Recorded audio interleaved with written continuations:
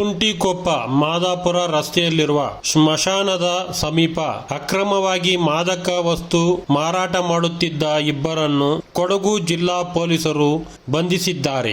ಏರೂರು ಗ್ರಾಮದ ನಿವಾಸಿಗಳಾದ 23 ವರ್ಷದ ಹೇಮಂತ್ ಹಾಗೂ 34 ವರ್ಷದ ರಮೇಶ್ ಇವರುಗಳು ಸುಮಾರು ದಿನಗಳಿಂದ ಮಾದಕ ವಸ್ತು ಗಾಂಜಾವನ್ನು ಮಾರುತ್ತಿದ್ದು, ಇದರಿಂದ ರೋಸಿ ಹೋಗಿದ್ದ ಸ್ಥಳೀಯ ಜನರು ಪೊಲೀಸರಿಗೆ ದೂರು ಕೊಟ್ಟಿರುತ್ತಾರೆ. ಕಳೆದ ಫೆಬ್ರವರಿ 18ನೇ ತಾರೀಕಿನಂದು ಸೋಮವಾರ ಪೇಟೆ ಉಪವಿಭಾಗ ಡಿಎಸ್ಪಿ ಶ್ರೀ ಗಂಗಾಧರಪ್ಪ ಹಾಗೂ ಕುಶಾಲನಗರ ಸಿಪಿಐ ಶ್ರೀ ರಾಜೇಶ್ ಮತ್ತು ಸುಂಟಿಕೊಪ್ಪ ಠಾಣೆಯ ಪಿಎಸ್ಐ ಶ್ರೀ ಜಗದೀಶ್ ಹಾಗೂ ಸಿಬ್ಬಂದಿಗಳ ತಂಡವನ್ನು ರಚಿಸಿ ಮಾಹಿತಿ ಸಂಗ್ರಹಿಸಿ ಆರೋಪಿಗಳನ್ನು ಬಂಧಿಸಿದ್ದಾರೆ. ಬಂಧಿಸಿದ ವೇಳೆ ಆರೋಪಿಗಳ ಕೈಯಲ್ಲಿ ಸುಮಾರು 150 ಗ್ರಾಂ ತೂಕದ ಗಾಂಜಾ ಮಾದಕ ವಸ್ತುವಿನೊಂದಿಗೆ ದಸ್ತಗಿರಿ ಮಾಡಲಾಗಿದೆ. ಬಂಧಿಸಿ ನ್ಯಾಯಾಲಯಕ್ಕೆ ಹಾಜರುಪಡಿಸಲಾಗಿದೆ. ಈ ಪ್ರಕರಣದ ಆರೋಪಿಗಳನ್ನು ಬಂಧಿಸುವಲ್ಲಿ ಉತ್ತಮ ಕಾರ್ಯನಿರ್ವಹಿಸಿದ ಅಧಿಕಾರಿ ಹಾಗೂ ಸಿಬ್ಬಂದಿಗಳನ್ನು ಪೊಲೀಸ್ ಅಧೀಕ್ಷಕರು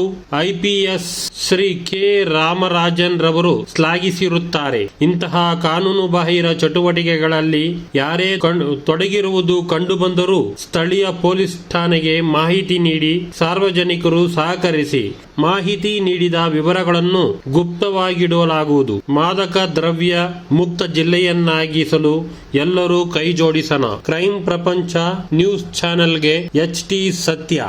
ನಮಸ್ಕಾರಗಳು.